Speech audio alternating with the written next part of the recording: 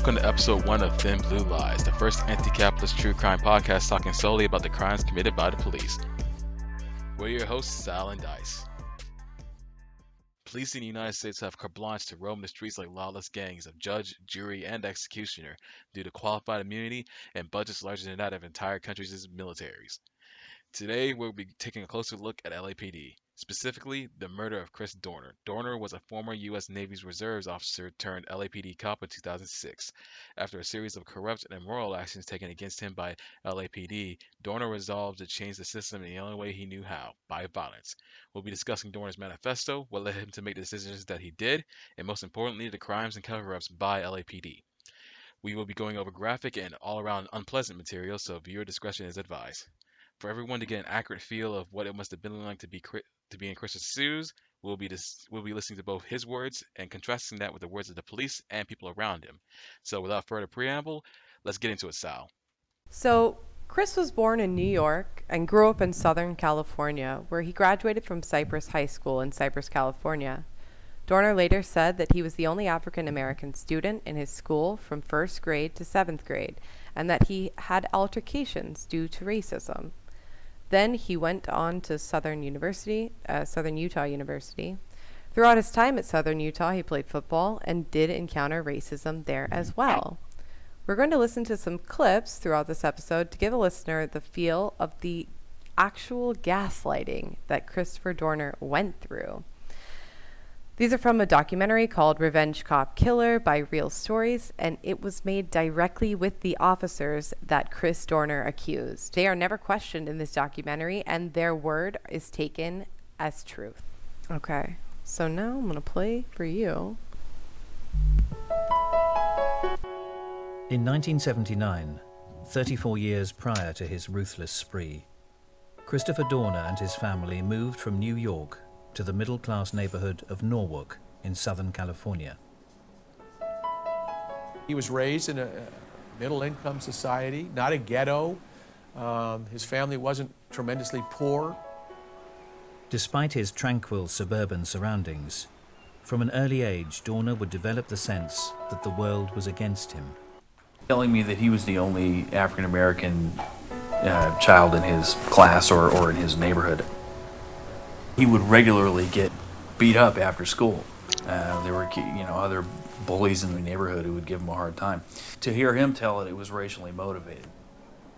Does it sound like James Ucera believes his friend? Nah, he doesn't, because, well, I mean, like I've seen this thing and I've seen this before where it's like, yeah, as a black person, you make a legitimate grievance about racial discrimination, and then people just simply don't. People just don't give it the time of day. Well, right now he's in Utah, right? He's one of the only African American people at the school, right? And he's, claiming racism. He's saying, and they're all like, "Shut up, that's not true." Well, Utah's gonna Utah. I just mean it's a bunch of white people saying you're not experiencing racism. And that's just one of the things that I always figured out is that people are going to believe what they want to believe as opposed to simply what the truth actually is. So if I'm making a complaint that hey, this person is being racist towards me, they're not gonna they're gonna resist that as much as they possibly can, because that is just most white people in America today believe that we're in a post-racial society, which is not true. Oh, for real? Yes, they do believe that. We have successfully beaten racism. Oh, that's not even close to being true. At college, friends recall Dorner as outgoing and well-educated.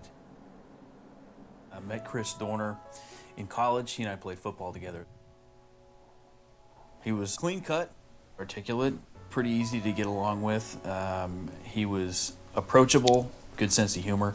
He wasn't somebody who was serious all the time. He'd laugh and smile, and was normal. I mean, he was a normal 19-year-old, 20-year-old guy. However, Dorner's habit of painting himself as a victim of prejudice would continue. What the fuck? What? The habit of painting prejudice within Utah. Ah! Like he's Uh, being gaslit, right? Like, yeah, I know. but I was just watching this and I was floored. I'm like, oh my god. I'm not floored as much as I am like amused that like yeah. I mean, I knew that they thought that, but I'm kind of surprised you said it. Okay, are you watching the next one? You hear it? Yeah. Okay, here we Go go. ahead. He was clean cut, articulate, pretty easy to get along with. First of all, I He feel was- like that is racist in itself. I don't know. Yeah, the way that he characterizes, the way that he characterizes Chris is kind of like this like ideal black man, as opposed to someone that has like long hair, dreadlocks, is not maybe a beard. Yeah. Yeah. Like it's like it's constant like supremacy through culture, where it's like white society has always galvanized the clean cut look where you have short hair and everything like that. So it's or like you're always looking like you're ready to go into a job interview, stuff like that. I mean, it's is microaggression the right word? I'm not sure, I but feel like it, yeah. I ooh. Yeah, Can't I wait for feel like everybody. what he did was definitely a microaggression. I don't know. I feel like that was. I don't know. Yeah, yeah. I mean, like it's all the small things that like build up over time. It was like like like some people will say like, oh yeah, you speak really proper for a black person. Yeah. Yeah, I felt like it was exactly in the line of that, you know? So Yeah, I know. He's That's- approachable, good sense of humor. He wasn't somebody who was serious all the time. He'd laugh and smile, and was normal. I mean, he was a normal 19-year-old, 20-year-old guy. He was very conscious of how people treated him. he was very conscious of how people treated him.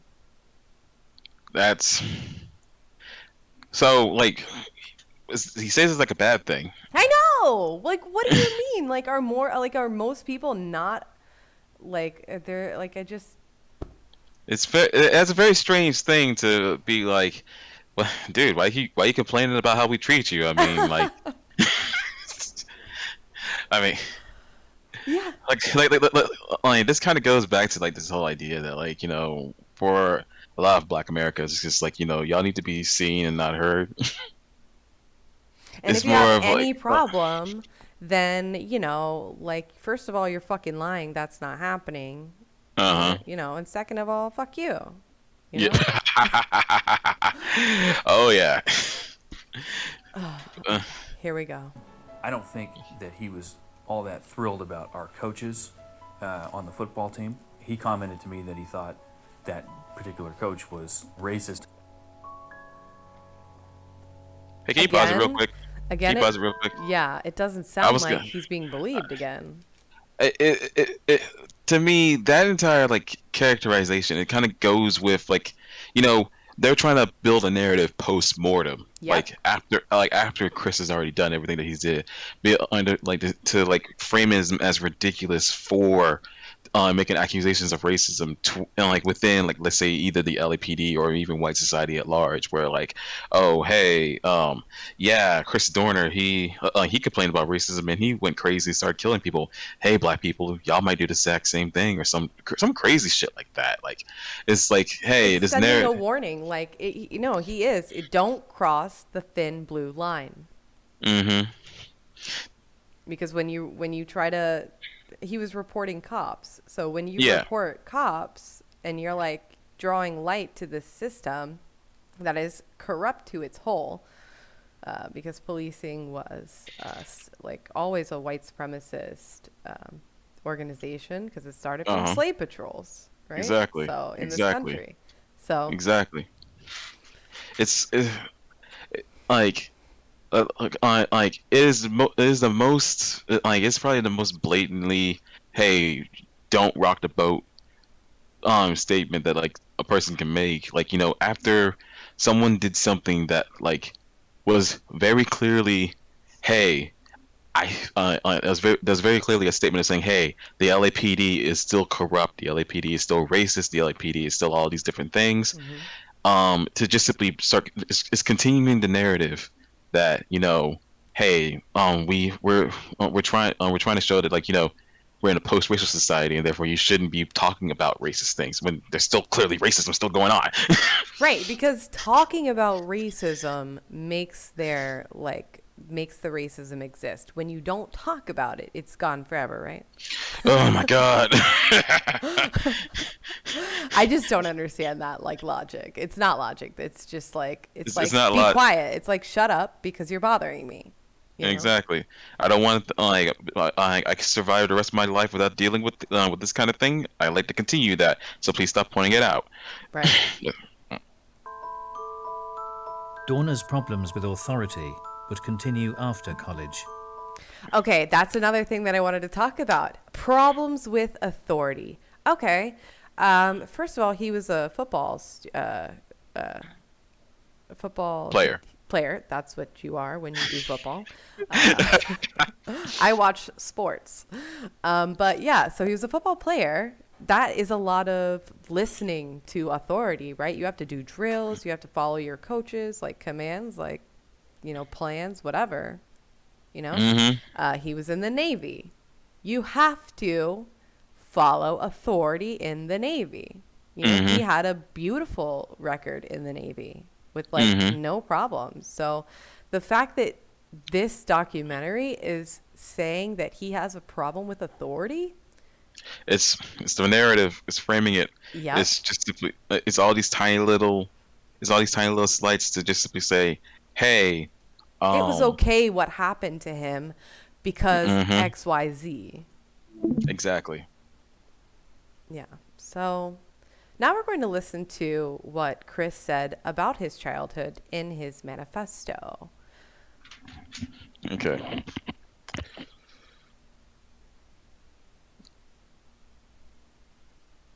That's you.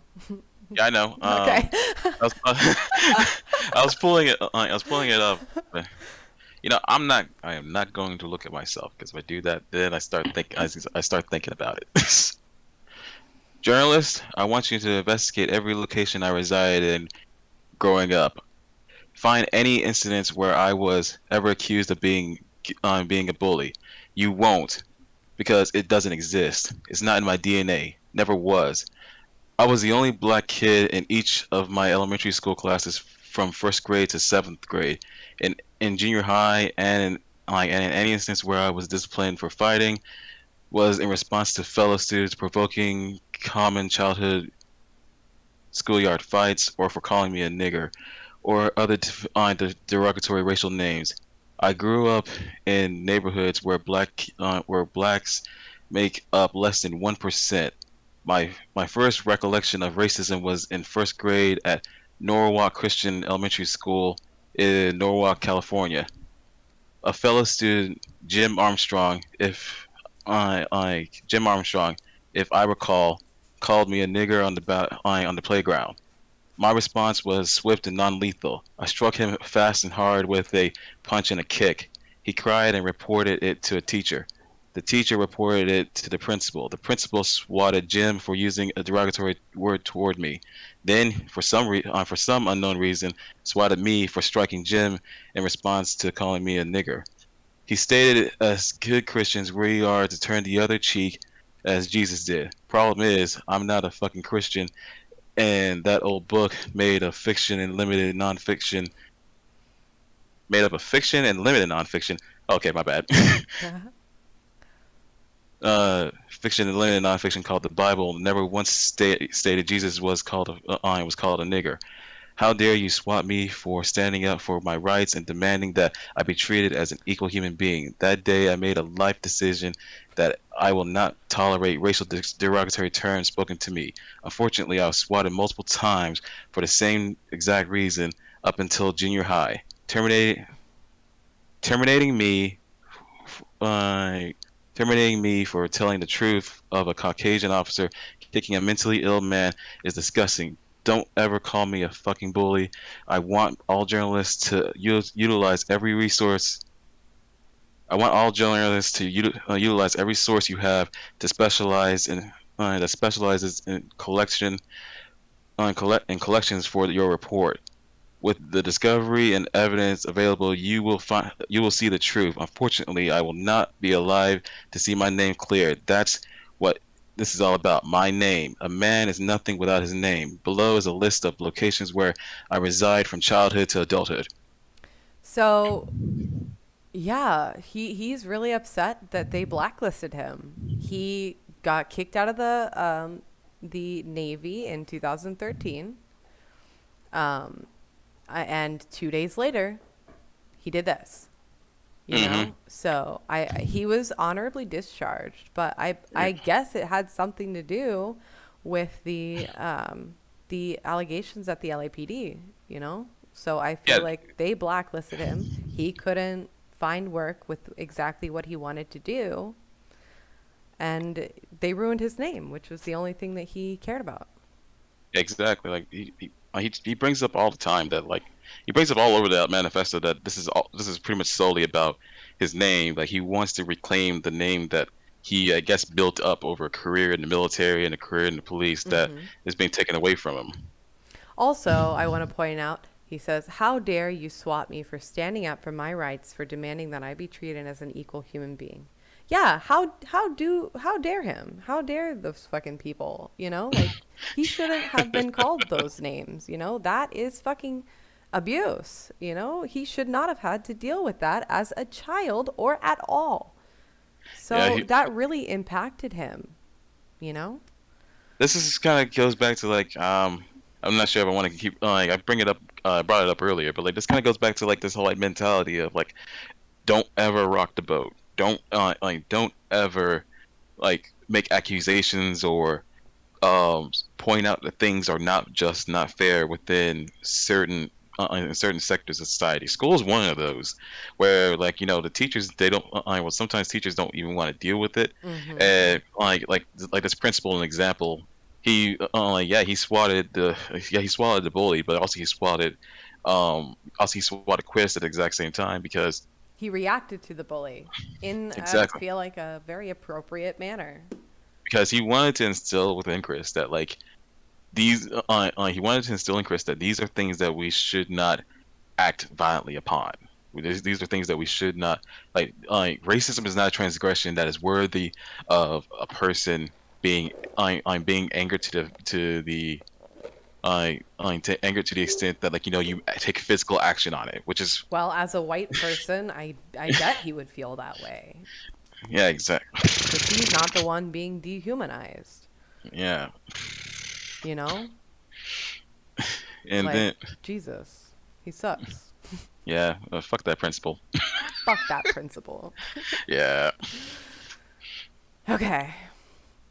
So it's already apparent that this narrative that what they want to portray about Chris is that he's making up these instances, and that nothing he says is credible.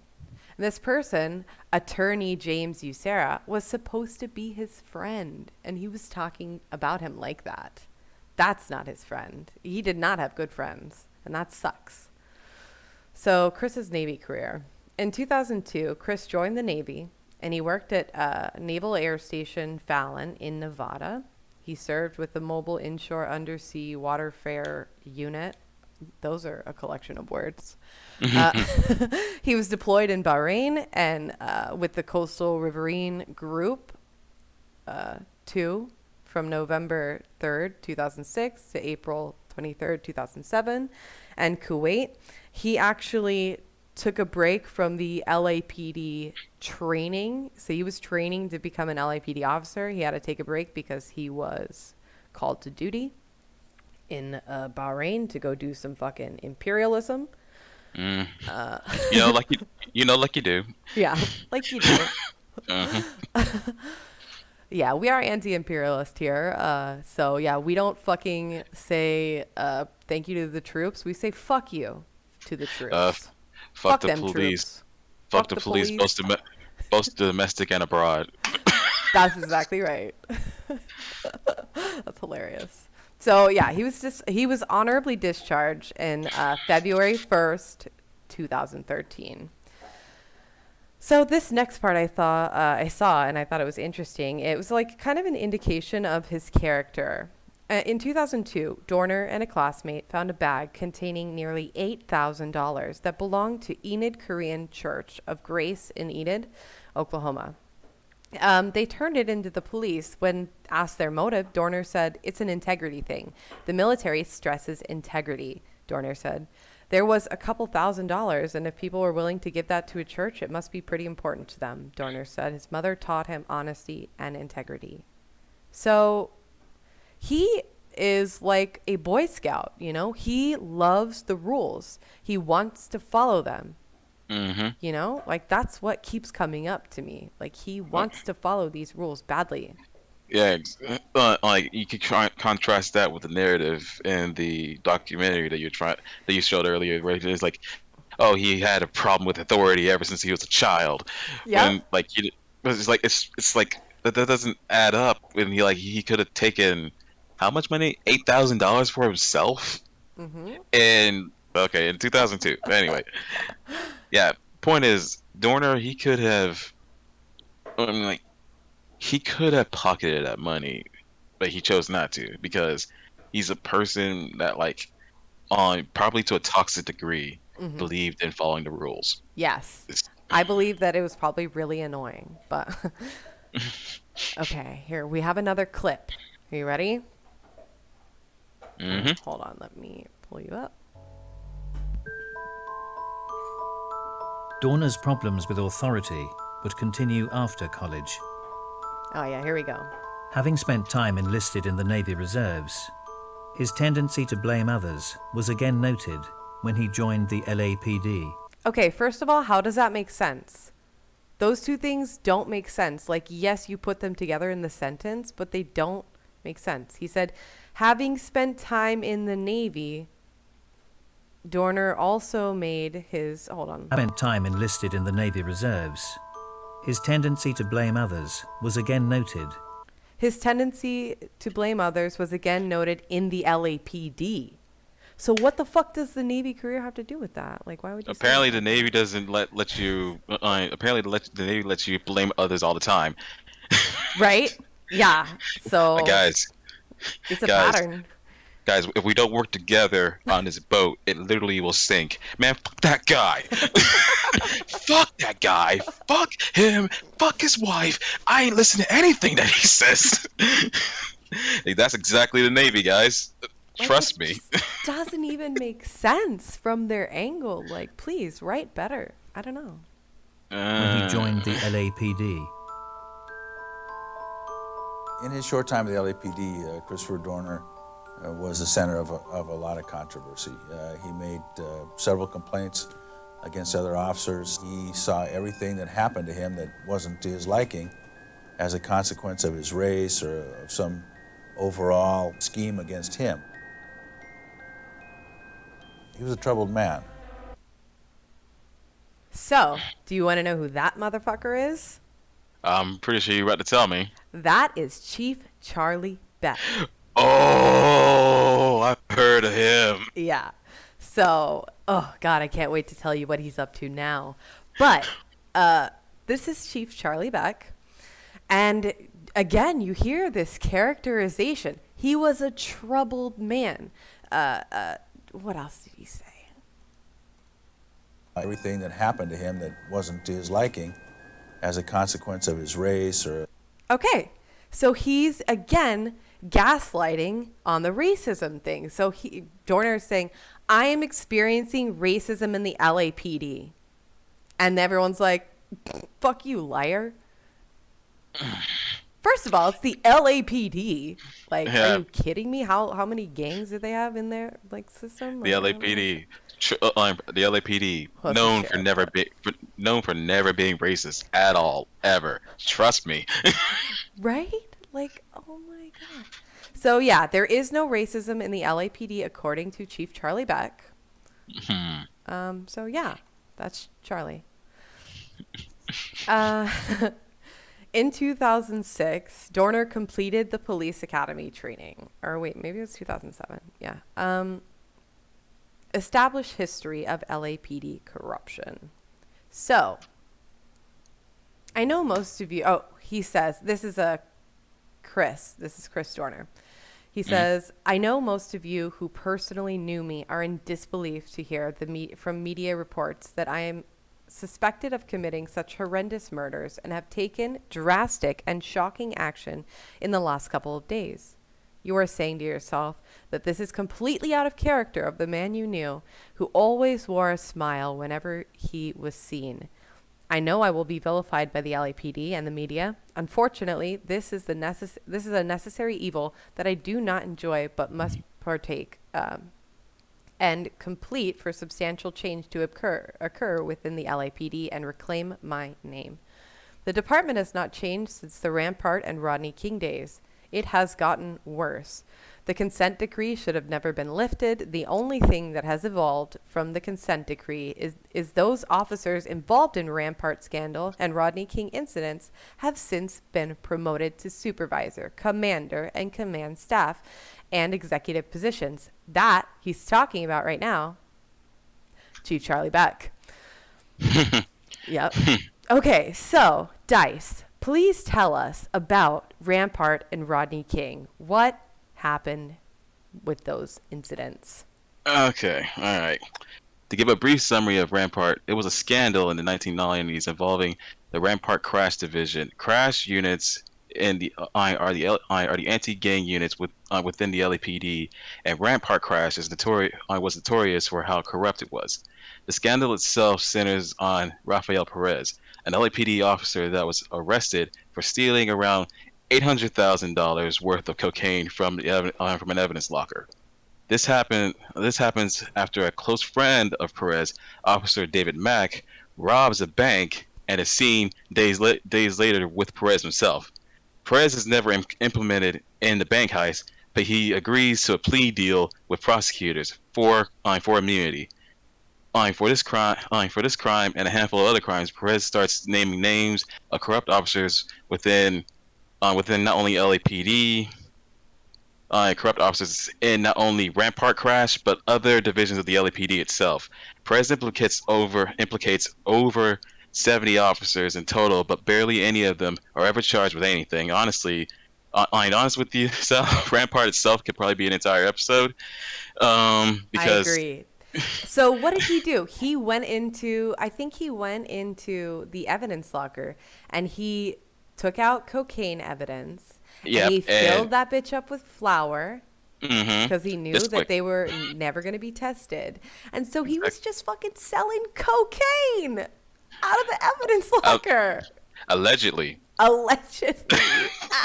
Allegedly selling cocaine. Technically, So they completely like threw everything upon him too. They were like, "Oh, it's just him, this one person. See, we got Perez- him. Let's close it up now."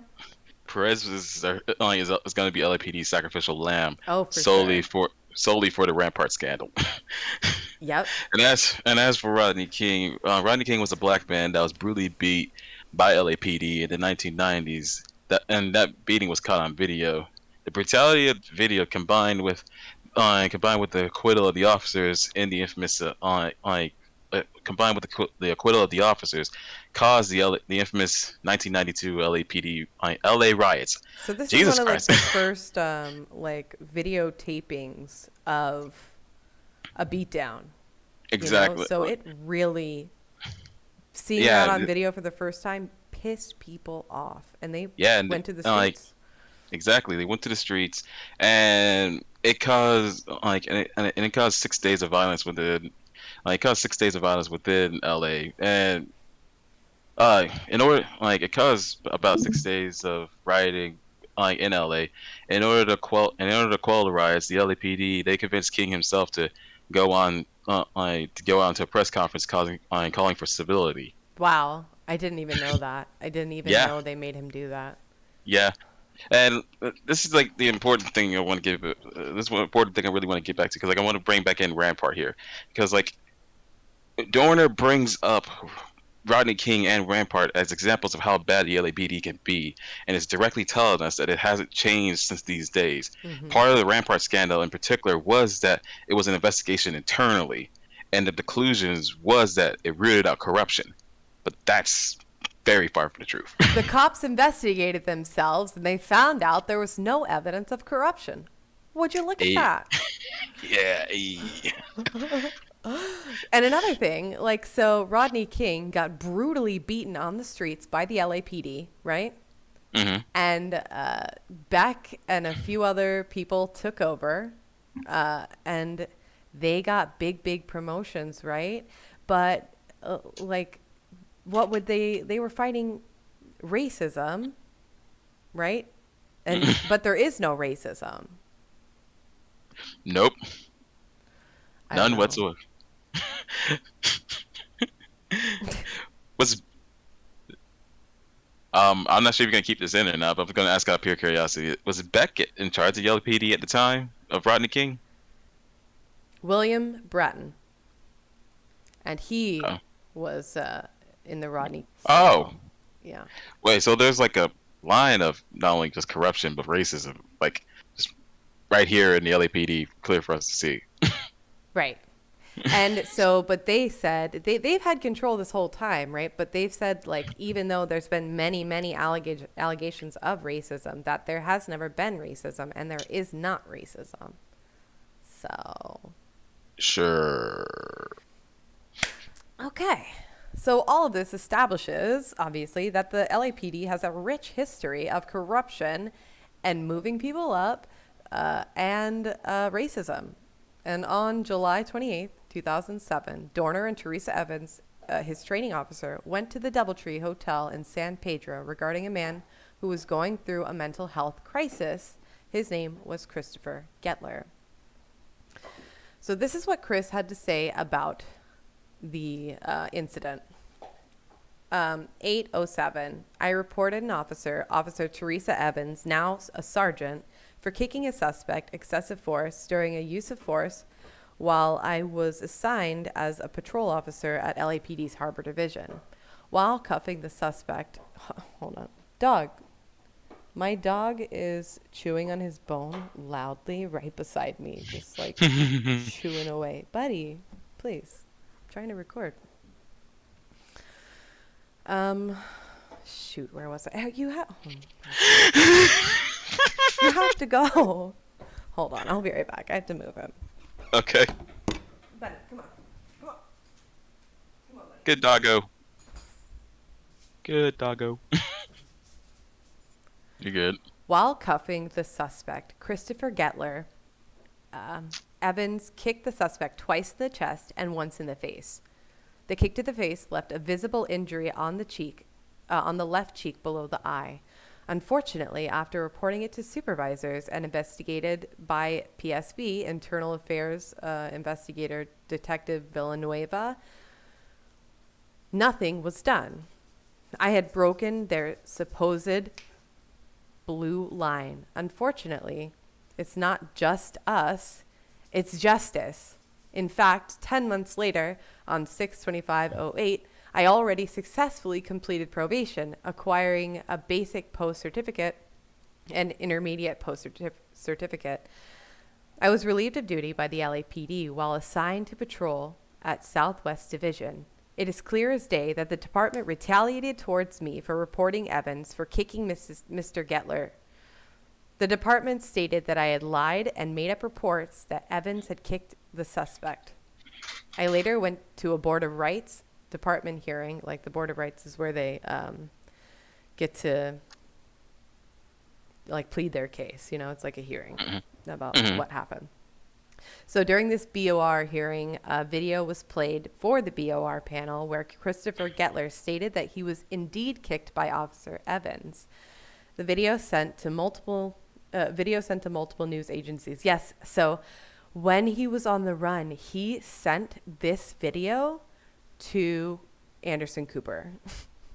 Wait, really? Yes, and Anderson Cooper posted on Twitter that he got it.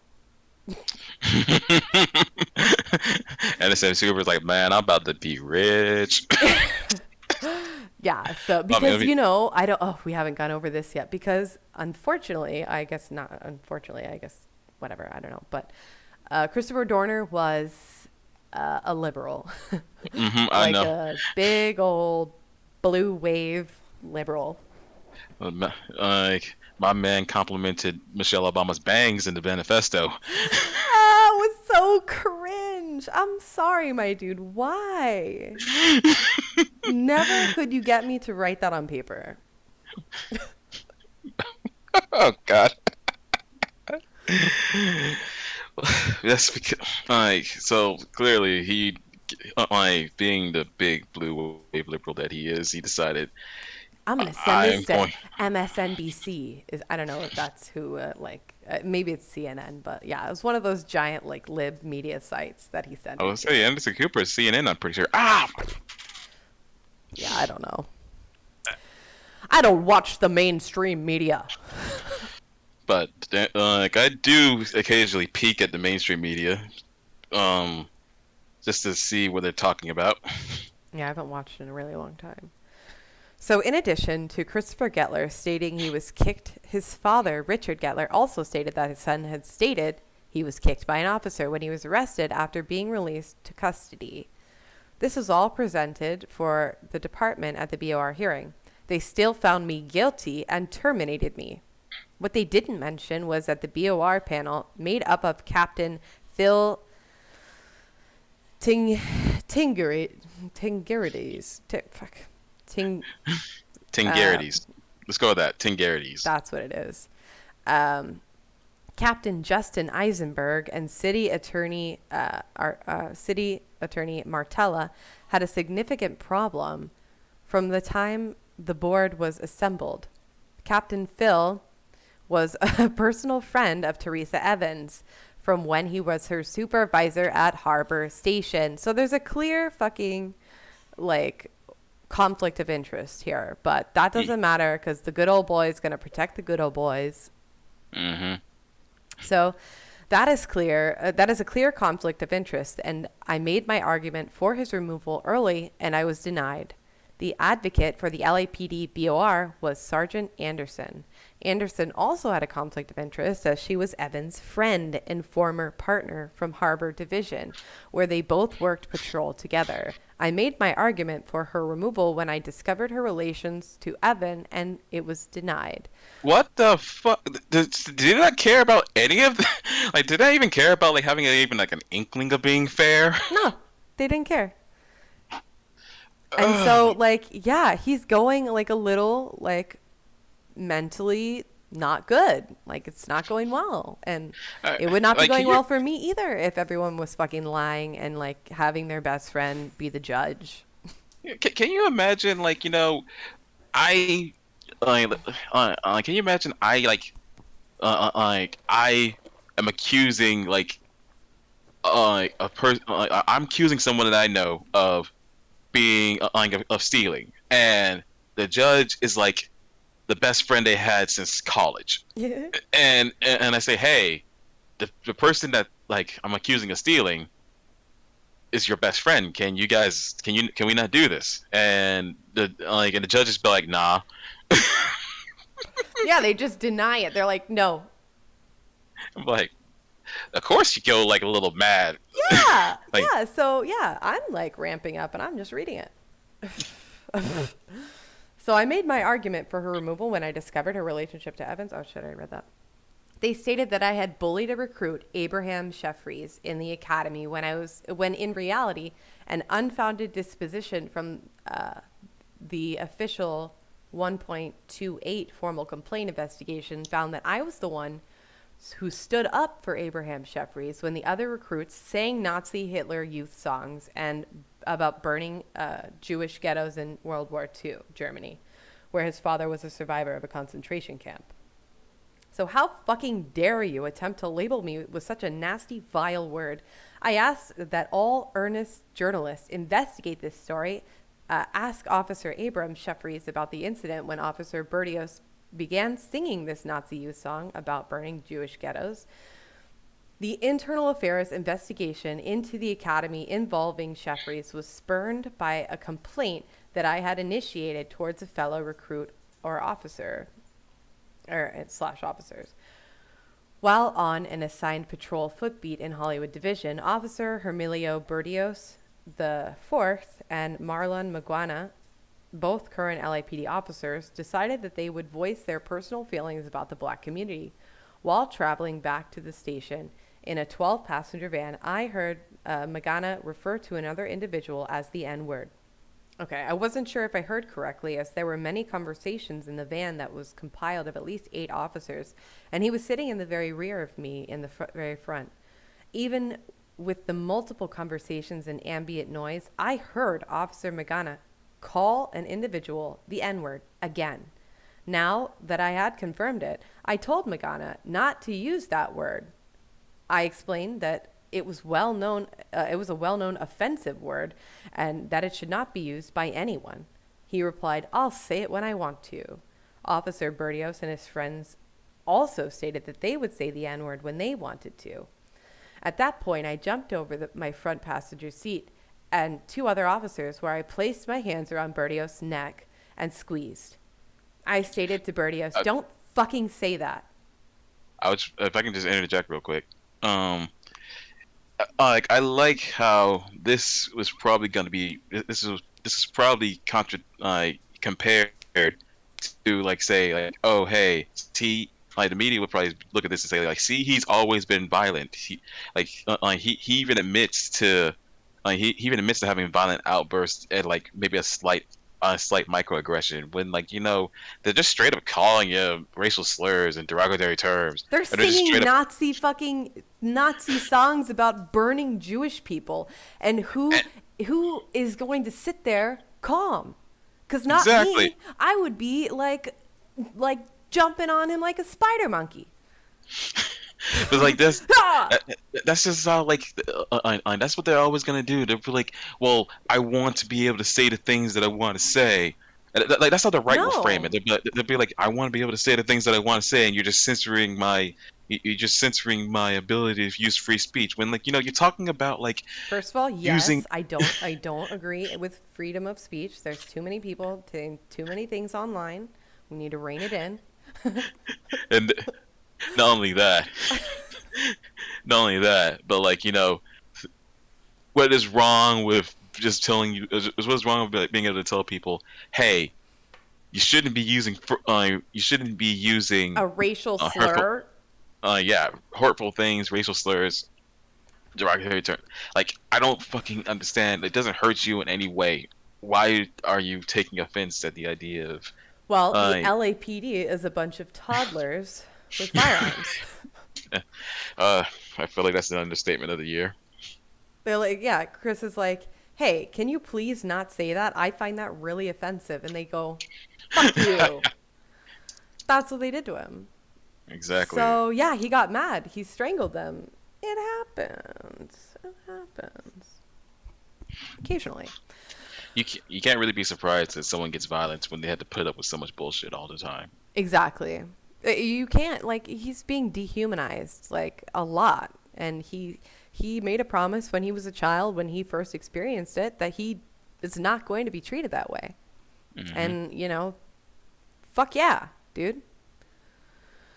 But that didn't work out in the fucking LAPD because it's a white supremacist organization. Exactly. Okay, so what I should have done was put a Winchester Ranger SXT 9mm 147 grain bullet in his skull and Officer Magana's skull. The situation would have been resolved effectively immediately. The sad thing about this incident was that when Detective Ty from Internal Affairs investigated this incident, only one officer, unknown, in the van other than myself, had statements consistent with what I had actually said, or with what had actually happened. The other 6 officers, John Carey, Gary Parker, Jacob Wax, Adam Sheffries, and names I have forgotten, all stated that they heard nothing and saw nothing. Shame on everyone. Shame on Detective Ty, same ethnicity as Bertios, for creating a separate 1.28 formal complaint against me, the Sheffries complaint, in retaliation for initiating the complaint against Bertios and Magana. So he's just reporting racism, like disgusting, vile racism, and they the LAPD is not fucking having it. Exactly. Yeah, because they are they're going to like guard themselves. Like this is probably like this kind of goes back to like the idea of, like a police union where they will always protect themselves no matter what. Where like it's not just like within the idea of like the police union itself, but like it's just in the culture of police. They're going to find any way to obstruct anything that threatens on policing. Which, if you want an organization that actually is anti-racist, you have to take stuff like this seriously. It's the LAPD, so. Right. Yeah, but it's the LAPD, so. Don't retaliate against honest officers for breaking your so-called blue line.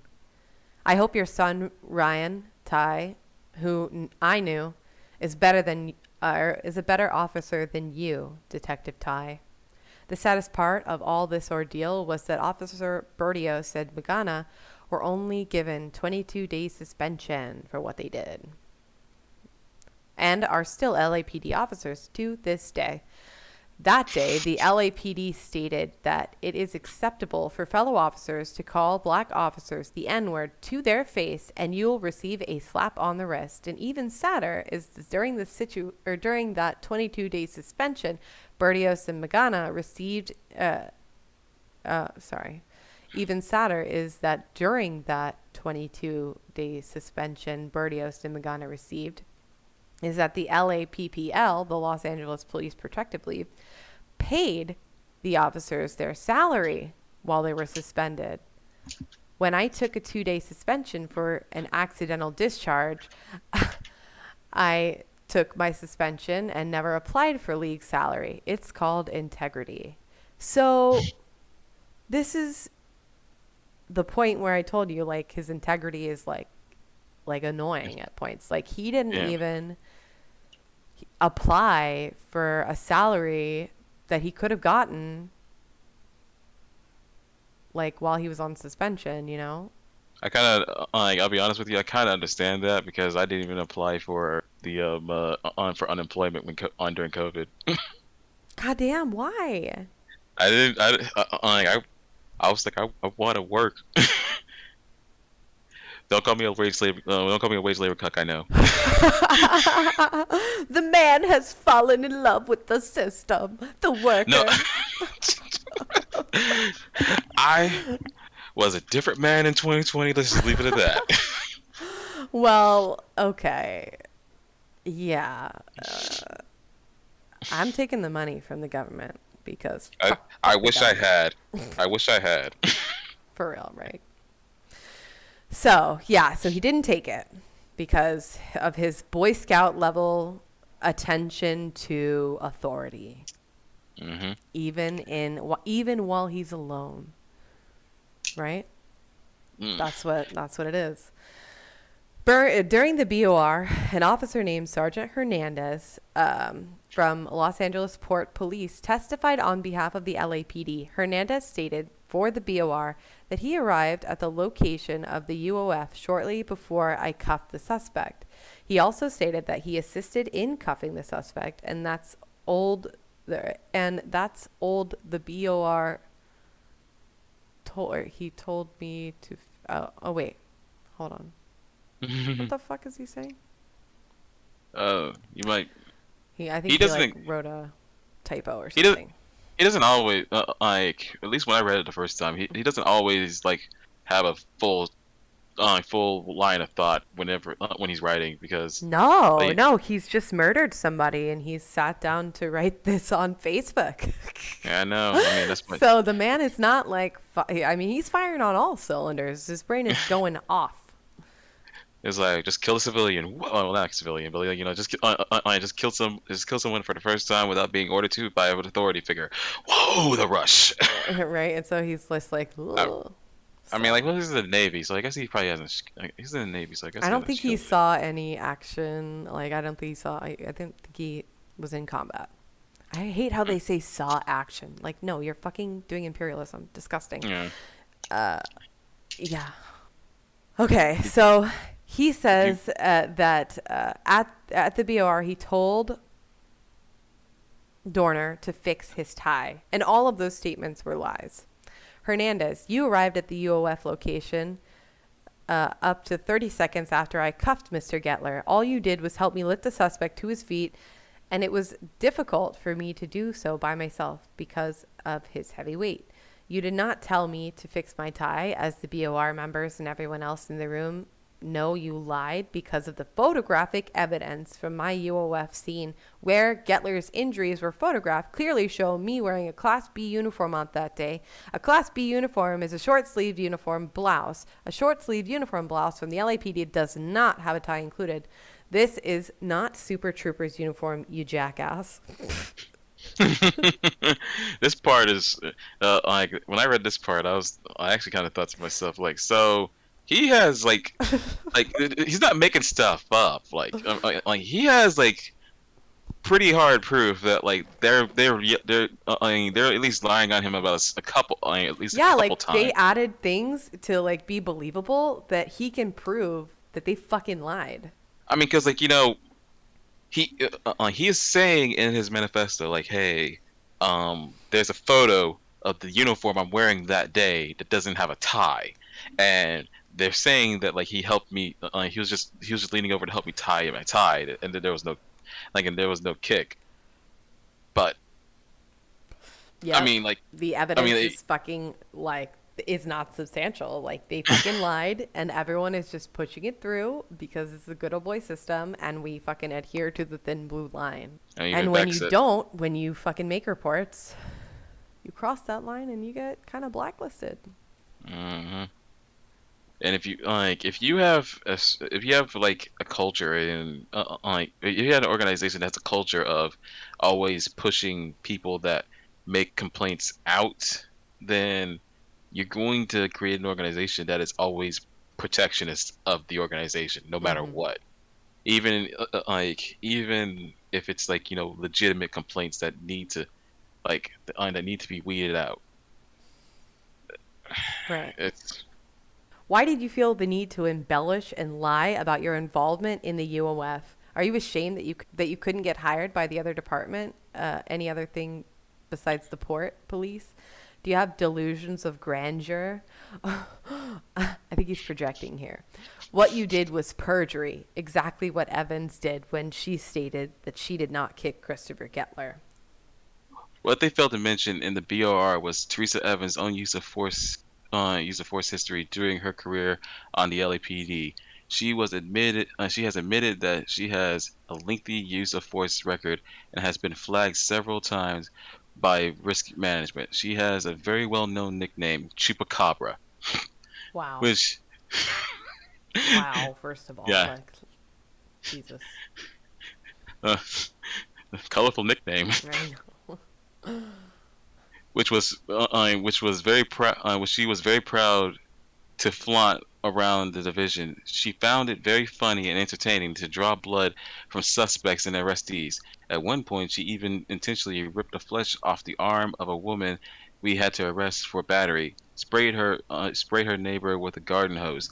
Knowing the woman had thin elastic skin, she performed an Indian burn to the woman's arm after cuffing her. Jesus Christ. So those are sadistic and like pretty nasty allegations.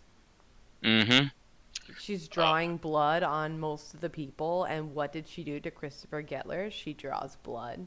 Yeah, like if like this is also something that these are things that can be substantiated. These are things that can be substantiated that like you can form a, what's the word I'm looking for, a pattern that like you can show that like, hey, the LAPD is pretty corrupt, and I'm pretty sure they will fight tooth and nail to keep people from talking about stuff like this.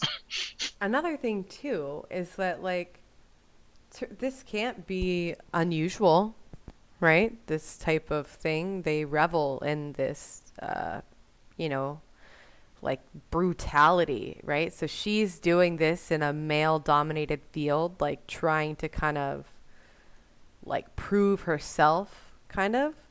Mm-hmm. It's fucking sick as fuck. But I think that that's what she's trying to do. And I think that's disgusting. Yeah. It like it's definitely Or maybe she's like just like a nasty woman. Probably both. probably both. Definitely both. That woman was in her mid 70s, a mother and grandmother, and was angry at her tenants who failed to pay rent on time. Something I completely understand. And I am sure many have wanted to do towards tenants who do not pay their rent. But Wow. First of all, okay, Chris, right? all right, We're okay, anti-landlord here on this podcast. yeah, I know. Okay, Lib. I know. It's just embarrassing. Teresa was also demoted from a senior lead officer rank position for performative issues.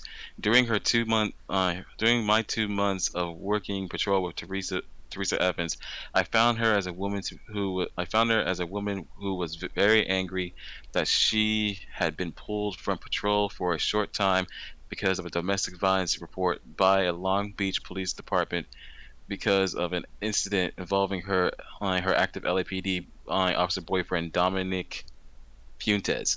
Fuentes. Fuentes. Dominic Fuentes. Dominic Fuentes. Yep. Um, and herself. Like He's a dick anyway, so you don't have to get his name right. Dominic Fuentes is the same officer investigated for witness tampering. Who she also was visibly angry on a daily basis that she was going to have to file bankruptcy because her ex-husband, a former LAPD officer, and not Dominic Fuentes, not Dominic Fuentes. Got it. That's his name now. I feel A like his former. writing is also like a bit like wordy too, so like Yeah, I know.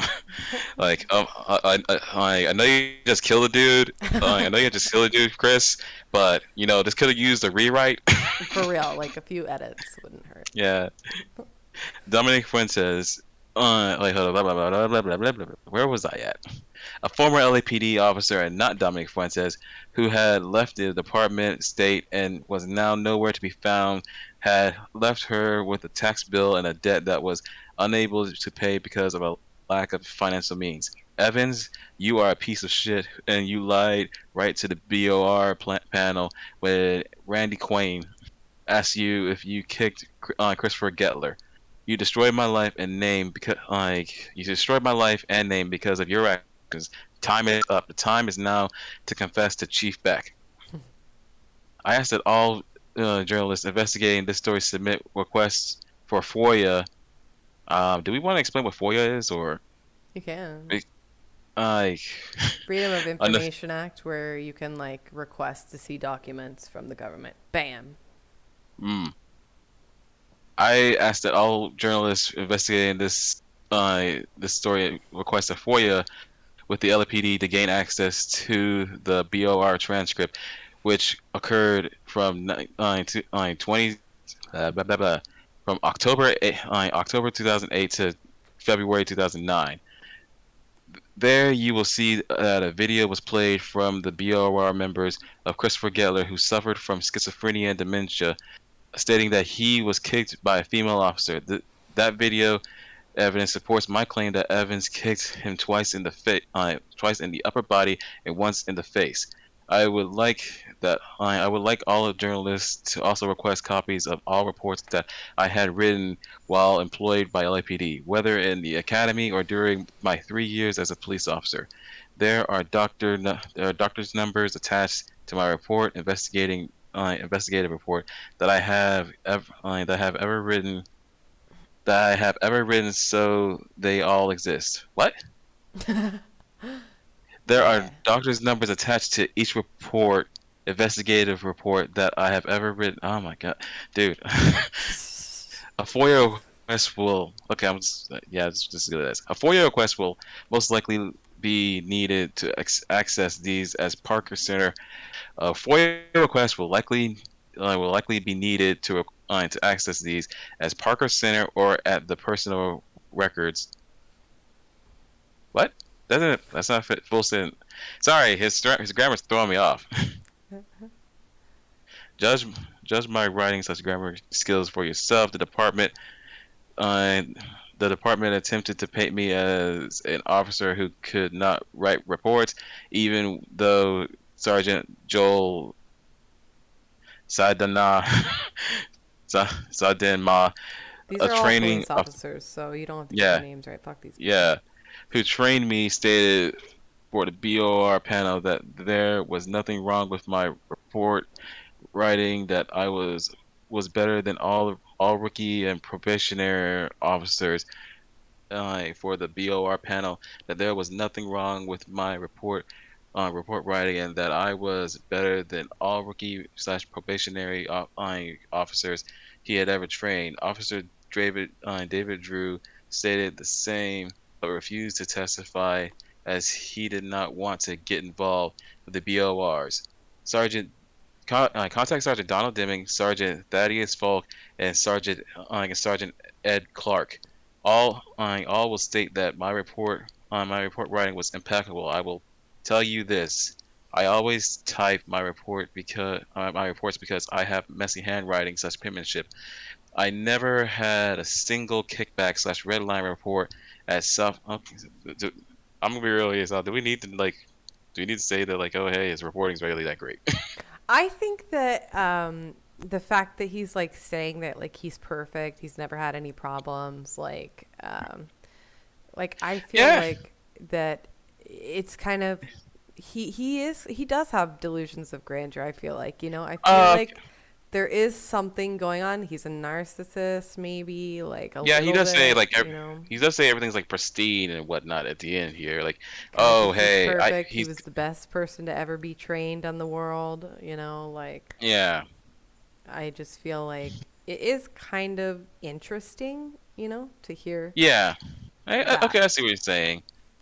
I never had a single kickback red line slash red line report at Southwest Division, and Sergeant Falk, and Sergeant Clark can testify to that. I never received an unsatisfactory on any day or week.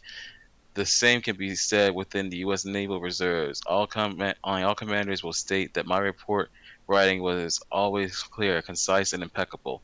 Even even Impeccable. search my AAR after action reports, chits, memorandums, IIRs, intelligence information reports, which were written in the Navy. All were pristine. So, yeah, I feel Yeah. like he's perfect. He's never done anything wrong, which I believe, like, I've done shit wrong, like, he's trying to, hmm like, clear his name right now. All he I've cares done about. many things wrong. I've done Yeah. many things wrong.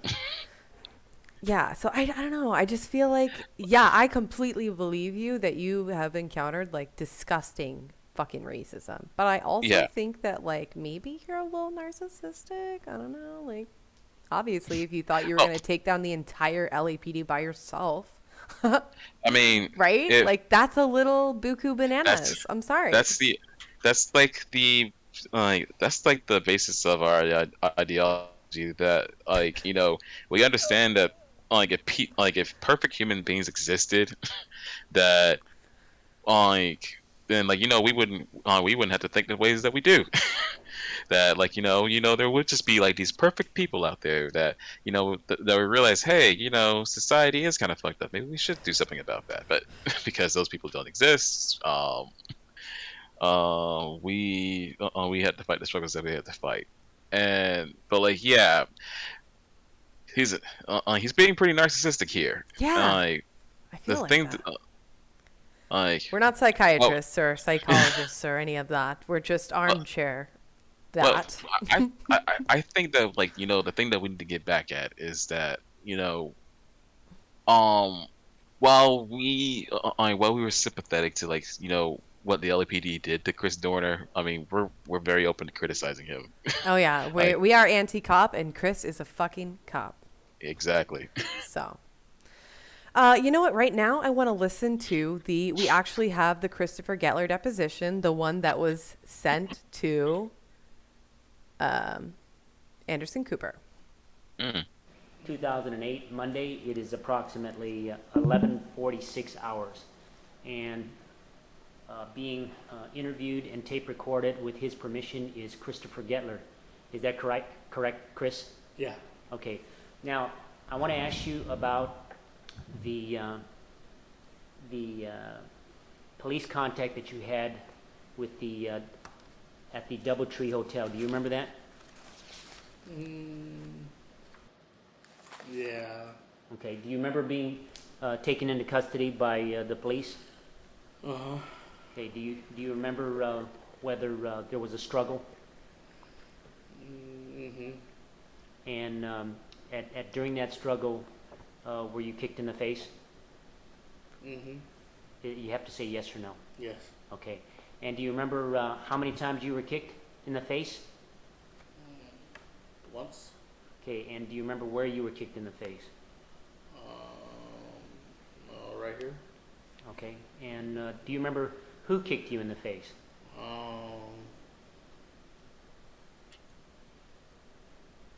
An officer.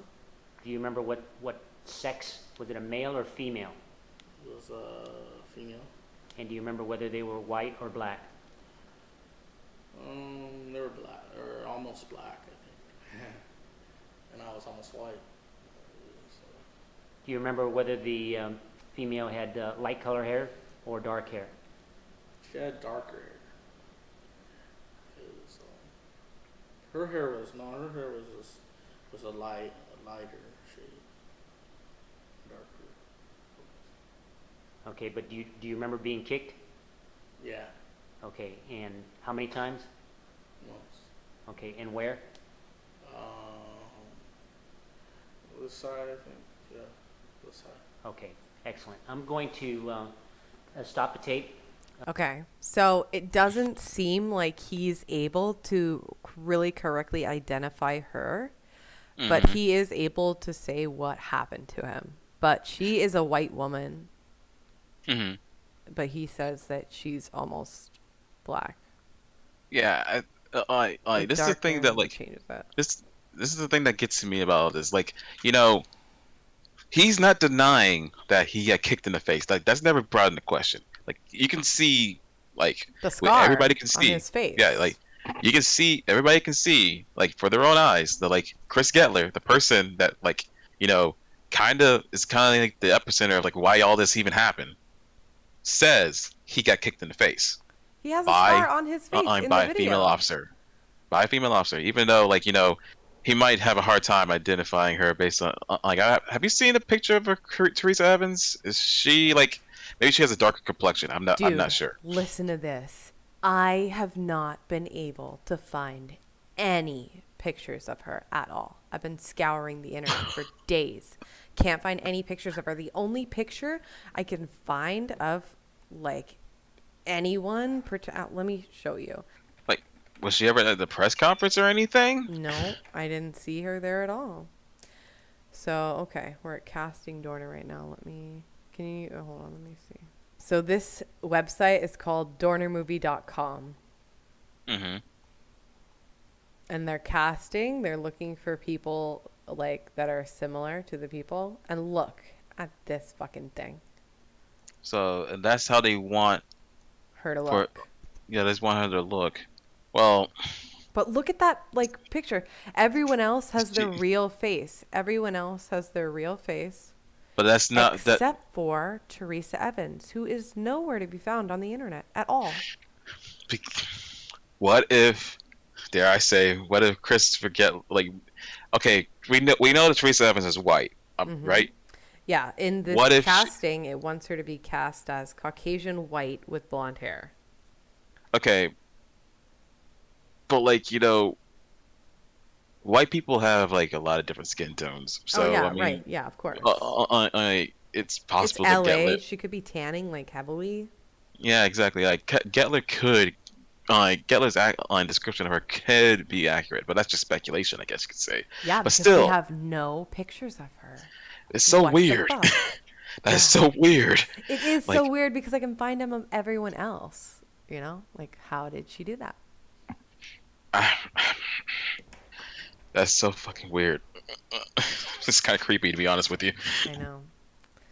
But, like, I just want to get back that, like, Gettler, like, he's not denying that he got kicked in the face. This is, like, something that, like, he's willing to say. He knows, yeah. He knows he got kicked in the face. And the fact that, like, the BOR and the LAPD in general is just not giving that accusation at the time of day is ridiculous. They No, didn't give yeah. it in time. The They said it wasn't credible. So that's just I like I know that like I just want to say ableism, first of all. yeah, it's ableism, but not only that, but like I know it's like a common thing to say like, oh yeah, well, witness testimony isn't very good evidence, but that's still Reliable.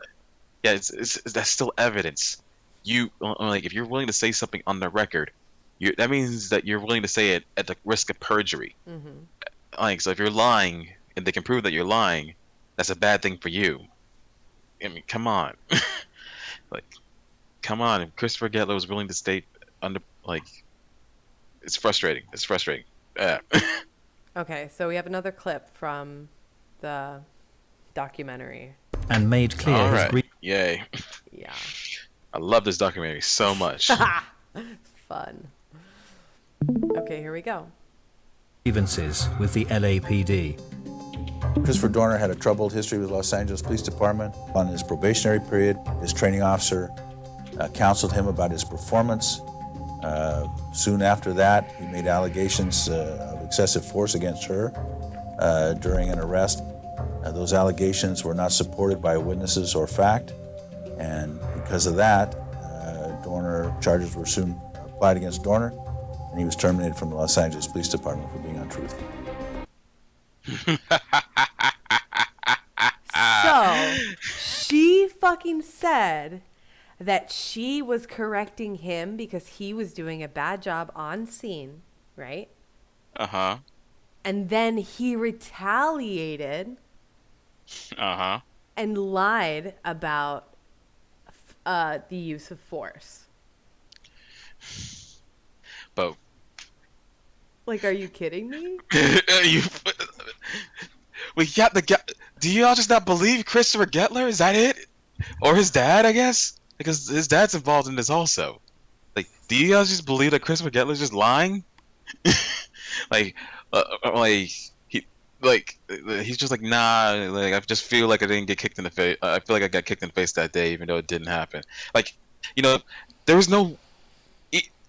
Even if you want to be ableist about it and think that like, oh yeah, he just doesn't know what he's doing. I mean, like, what before Dorner like started killing people and everything like that, what motive does Gettler have to lie about getting kicked in the face? Like, what is the intent of saying that? Doesn't make any sense. It doesn't add up. No, the math is not mathing. Like, look, this doesn't none of this proves that Gettler was indeed kicked in the face on that day. But Gettler is saying that he got kicked in the face. Christopher Dorner has said that he got kicked in the face. The only person that was there, the only person that has a vested interest in that being false is the person that the LAPD is believing. Right. The fuck? Does that make any sense? Yeah. It's pretty cool. Pretty fucking cool. Yeah, so I would be fucking so mad. Like, what do you do? Like, you're just getting completely gaslit by the entire LAPD and Exactly. like Exactly. So there's many conflicting stories, including the port officer testifying that he didn't see Evans. Yeah, he didn't. He said he didn't see Evans kick Gettler, and that he fixed his tie, even though photographic evidence of the scene showed that he was not wearing a tie. So, but the two LAPD captains and criminal defense attorney unanimously ruled against Dorner. They found out that his claims lacked credibility and that he was motivated in part by his fear that his training officer would give him a poor evaluation that could end his career. Because he was afraid that he was going to get his career ended, he ended his career. None of this making any sense. This entire part doesn't make any sense. No. None of this adds up. No. Why would like first things first? Why would Gettler, not Gettler, Dorner? First things first. Why would Dorner just make up Teresa Evans kicking Gettler in the face? Second thing, why would Gettler agree to that? Exactly. Like, is he talking? Is he like witness tampering? Like going to Gettler's And, like, house and like forcing him to say that, or is he just saying that? It's him and his dad. Like, yeah, she fucking kicked him in the face. this doesn't add up. It just doesn't add up. So here is this is an. Oh, sorry. Go ahead. I was just gonna say, this is the thing that bugs me the most about all the background stuff. Like if I'm like if I'm doing an internal investigation into like the post-mortem of all of this, and I see that, like, I see the video of Gettler saying, "Hey, female cop kicked me in the face," and I see that Chris Dorner said, like, "Yeah, female cop kicked Gettler in the face," and, like, I see everybody just saying, like, "Yeah, that's not true." It just doesn't, like, wait, like, wait, what the fuck? Like, did we ever, like, figure out why Gettler was willing to say on the record that he got kicked in the face? Like, why didn't we, like, follow that up? Like, okay, we say that we're saying that's not true. Did we follow up and to figure out, like, why? Like, were they in cahoots together or what? No, we're just gonna move on with our lives. Okay, F it then. Yeah, and it's going to get even grosser because I'm going to read you an article from the LA Times from February 7th, 2013. So this is in the beginning, or like in the middle of Chris's like rampage, right? Okay. So listen up. Ooh. According to the officer, Dorner was kicked out of the academy class at least one time when he accidentally shot himself in the hand. Internal disciplinary records show that Dorner was suspended for 2 days for accidental discharge in 2005. He finished his training with another academy class, the officer said, and joined the force as an officer in February 2006, police records show. Months later, the Navy called him back into service, and he departed for a 13-month deployment in Bahrain. He had not completed his mandatory probation with Teresa Evans. Evans would later tell Internal Affairs investigators that Dorner confessed to her on the first day they worked together that he was unhappy with the way the LAPD handled the complaint he made against some of his classmates in the academy. According to police records, he believed that the LAPD was a racist organization. Okay, wait, hold on. Let me read that sentence again. He believed that the LAPD was a racist organization and told Evans he planned to sue the department at the end of his probationary period, Evans reported. So let's talk about that for a second. So the gaslighting, he believed that the LAPD was racist. Like the LAPD could not possibly be racist. That allegation is just... That's wild. How could you say such a thing? And this was written in 2013. Yeah. Yeah. Like post Rampart, post Rodney King, post like a whole bunch of other stuff. Obama's president, so we actually did beat racism, though. Racism was ended by Obama. Devin, some people literally do say that. It's disgusting. Don't you know that when Obama became president, he, like Jesus Christ, took racism on his back and ended it? So yeah, he believed that the LAPD was racist, a racist organization. And he told Evans he planned to sue the department at the end of his probationary period, Evans reported. So maybe that's true, maybe it's not true. Dorner repeatedly made mistakes in the field, Evans said. Shortly after becoming partners, they responded to a report of an armed man, and Dorner stood in the middle of the street and confronted the suspect without any cover, she said. Evans said she told Dorner that she was going to recommend that he be removed from the field unless he improved his performance, according to the Internal Affairs records. So he was talking to an armed man without cover. It sounds like he was trying to like de-escalate the situation. Shit, actual police work. God, I know, right? No wonder she's like running away from it as quick as she can. I mean, I feel like if I mean, like this is not to gush over Dorner for a second here, but like I feel like something like that would actually doing something that's actually sacrificial like that would actually make me like police a little bit more. Right. If they actually if they were, like, yeah. they actually like as an armed suspect, and they actively put themselves in harm's way to like make sure no one gets hurt. That's actually respectable. But It like is respectable. but like as we see like stuff if Dorner does stuff like that, then like you get cops like Teresa that's like, well, we need to like push that out push that out as much as we can. We don't need self-sacrifice in the police force. We need to be protectionists. We need we need to stand. Uvalde cops. A roaming gang that just simply tells people what to do. Yeah, that's the fucking. That's For the real. police that America has. Yep. Okay, so Dorner. Okay, Dorner, she said, repeatedly asked to return to the academy for more training after his return from military service and was upset that the department had not granted the request. On one occasion, Dorner cried in the patrol car with Evans and demanded the additional training, she said. Is that a bad thing? I don't get it. Is that a bad thing? I mean, like, he's like if I you're don't feel like I can do this job appropriately. I'm like, not feeling like I'm doing good. I need to go to more training. Yeah, that sounds good, right? Like, thank you for telling us. And yes, you can have more training. I mean, like, is he spending like a lot of time in training or what? But let's be honest here. Cops be like, okay, yeah, you have like a 2-week class, boom, now you're a cop. Right. Yeah. That's how it is in America. So like a guy actually requesting more training probably freaked them out. Like, wait, what? You want more training? We don't do that around here. So the struggling officer's ultimate undoing began on the morning of July 28th when he and Evans were dispatched to a report of a man who refused to leave the local hotel. Yeah, so this is Christopher Gettler. Okay.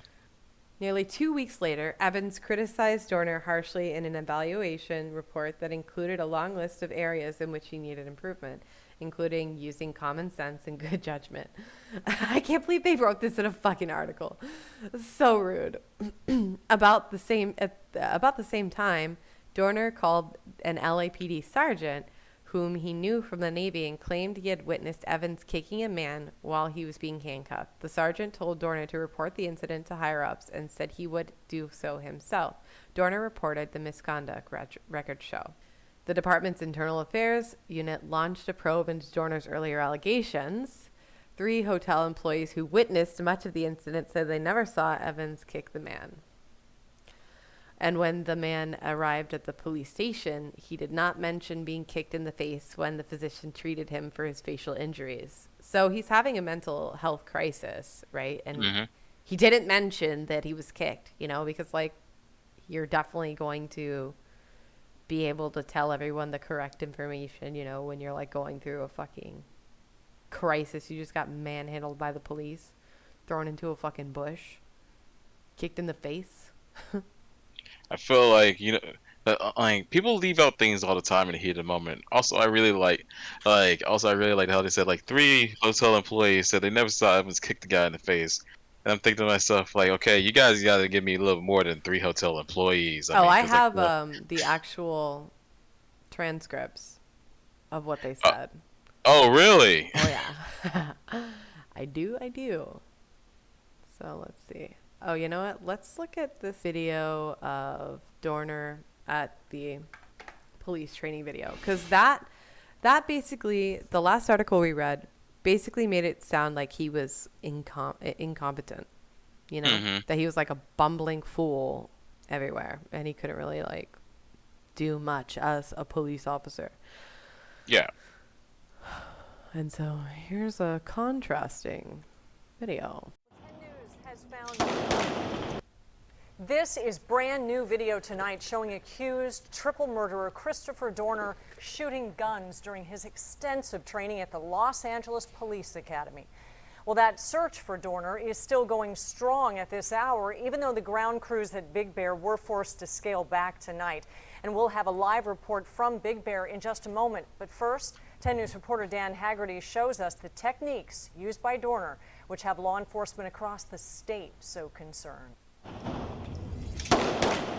This is Christopher Dorner in 2005 as an LAPD cadet. The man who shot the video decided to talk, but wouldn't show his face or use his real voice. He spent months with Dorner at this training facility, and he doesn't want this story to make him a target.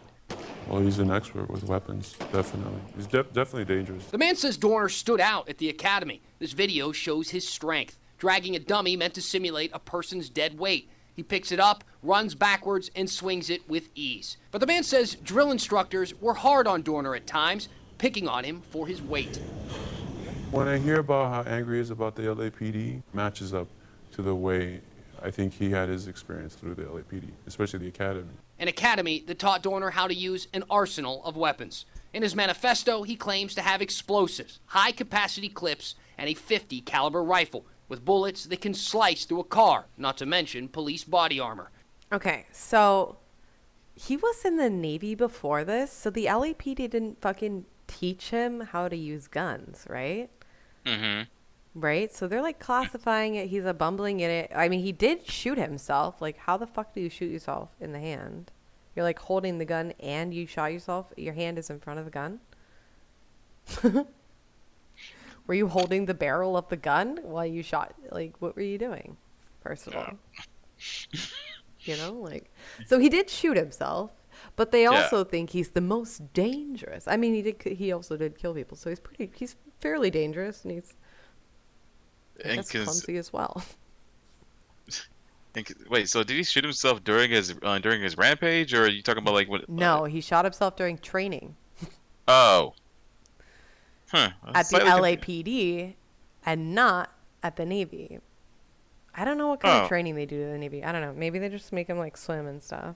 I mean, like I'm just kidding. I mean.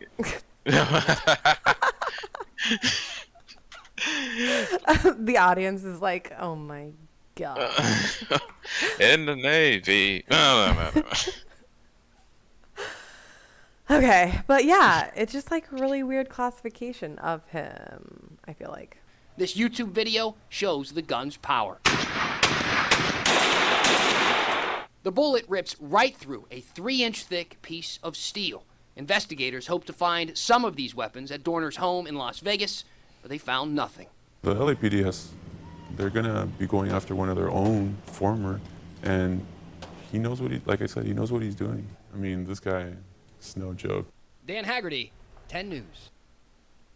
So they classify him as like kind of a doofus and also highly dangerous. Highly dangerous. I mean, 9 days in February 2013.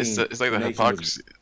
I was gonna say, like, it's just like the hypocrisy of like, well, you know, like how people do double speak about like, oh, the enemy is both weak and strong at the exact same time. It's kind of like how, like, say, don't you fucking say paper tigers right now. No, I was gonna say, oh, we could talk about. I was gonna say, like, well, we could talk about like how people try to classify China, but like I don't know if we want to get. Oh my fucking god! I don't know if we want to get into. I don't know if we want to get into those politics. No, we're not. No, not here. Not now. All right, then never mind. I'll drop it. It's just too much for. Like, okay, first episode. We're gonna be going. We're gonna say like, if you guys don't support China, you are reformists.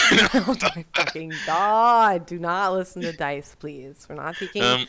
We're just gonna. Long live Xi Jinping and the CP. I'm cutting this out. No, I know you are. Don't say anything funny. Okay, wait.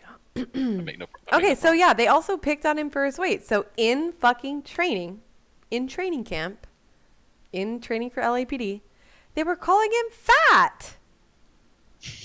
Like, what the fuck? Why are you doing that? They were like, oh, he's so fucking strong, dude. He's so good with guns, but look, he's fat. It's the LAPD. They racist. The fuck? Isn't it, they're racist, and what's the word it's called? Oh, body shaming also. Yeah, they're like, Yeah, he's not fat either. I mean, like in that video, he's not fat. I mean, he's stocky, but he's not yeah, fat. he's thick, you know? Yeah. But there's different body types, guys. Yeah, he's just solid, you know, like whatever. Uh-huh. Like he was fine. And he did not deserve to be fat shamed like that in the fucking training. He's just trying to go and be like a bad person in the police. And 'cause I hate the police, ACAB. But like he was trying to, you know, just go do that, and like they're like, you're fat. And I think that's rude. But also, you're a cop, so. Yeah. Fuck the police. I mean, can we? Is there like a limit to like how you can say that podcast? Fuck the police. I mean, like we're gonna try. We should like make a button and like just like press it whenever we there feel needs to be like like it. a little. There's gonna be like a little timer. It's gonna be called like the 1312 counter. For real. Fuck the police. So, Okay, so because Chris crossed this thin blue line, he was fucking fired.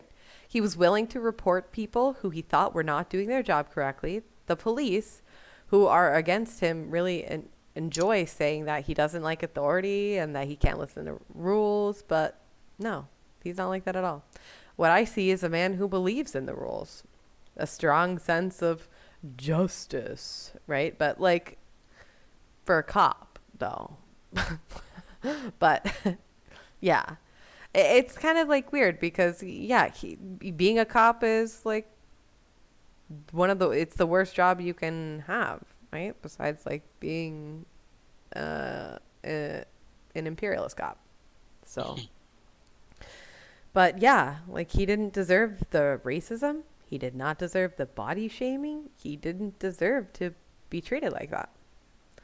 So even Randall Kwan, like at the time, said it was very, very ugly and he wasn't given a fair shake. In fact, what's happening here is that this officer is made to be a scapegoat. So even Randall Kwan, and I want to tell you who Randall Kwan is right now. Randall Kwan was his attorney, and it was his daughter who was shot the first day. Oh. Yeah, and her boyfriend or husband or whatever, who was a cop. Who actually, he was a cop at the local college. Oh, he said he took that personal. Oh yeah, he fucking was mad. Yeah, so like, and so another thing that this documentary tries to say is he just randomly killed this person, but like in the very end you do find out that the guy is like that the first person is the daughter, and I was like, oh well, that's not random then, like you know, like the documentary misclassified it because they were like trying to set up a narrative. But he's just a crazy person. Yeah, just like rampage spree killing, like buku bananas. But no, he knew what he was doing.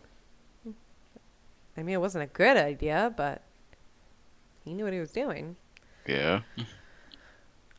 there was intent behind his violence. Right. So in 2008, Dorner tried to get his job back at the LAPD, but yeah, the Board of Rights rejected his appeal. Eventually, Chris would take his case to court to be ruled against. The judge rules against it in October 2011. So yeah, he ruled against it. So during this time, during all these years, like, I mean, this feels like duh, but he was suffering from severe depression. But like, duh, because he's having like a lot of shitty things happen in his life. He's having blow after blow since 2006, right? And he also went overseas. So yeah, I don't think that his mental health would be doing that well. Yeah, I agree. Eventually, all the things that, all the things that have happened in his life is going to get back up to him. Mm-hmm. So in his manifesto, he says, if possible, I want my brain preserved for science/research to study the effects of severe depression on an individual's brain. Since 6/26/08, when I was relieved of duty, and January 2nd, 2009, when I was terminated, I have been afflicted with severe depression. I've had 2 CT scans during my lifetime that are in my medical records in Kaiser Permanente. Both are from concussions resulting from playing football. So he's had some TBIs, which do I'm not going to say they do because I'm not like a medical person. I'm just like an idiot with a podcast. But I've heard that it can make you more angry, like if you get bonked in the head. Yeah, I've heard the same thing also. I mean, I've also heard I've heard like different things of like brain injuries can indeed change the psychology in some way, shape, or form. But like I don't know. This feels kind of it's going back to the narcissism. Yeah, like who do you think you are, Albert Einstein? Like this feels like this kind of goes back to his narcissism a little bit, because like he's like, well, if it's possible, I'd really like my brain to be studied. I'm like, unfortunately, Dorner, I got to tell you that severe depression is not is not out of the ordinary because we live under fucking capitalism. Hello. No, Sal, don't you lost the audience. You lost the audience. That we are anti-capitalist here. Thank you very much. But yeah, living in a wait, did I say we're anti-capitalist? Yeah, we are anti-capitalist. We said that on the tin. It was a joke. But living in a capitalist society, leads to alienation and a crushing work hours, which is very fucking depressing.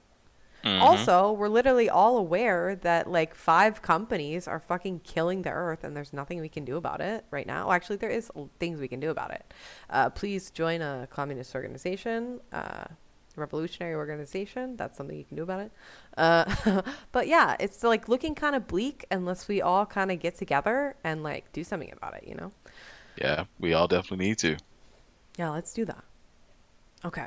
So Dorner was learning that the thin blue line isn't the police which keeps society from descending into chaos. The thin blue line is the line that you cannot cross as an officer. You are expected to lie, cheat, and steal in the name of the badge and protect your fellow officers regardless of their deeds. Here we have the appeal. This is what happened in 2011. Okay? Okay. So, appellant Christopher Dorner, an officer with the LAPD, made a complaint against his field training officer, Sergeant Teresa Evans, accusing her of kicking the suspect, Christopher Gettler. Los Angeles Police Department Board of Rights found that the appellant's complaint was false and therefore terminated by his employment for making false statements. Appellant was charged in formal written complaint with 3 counts. 1 count for making false statements to Sergeant D. Demings, who was conducting an official investigation.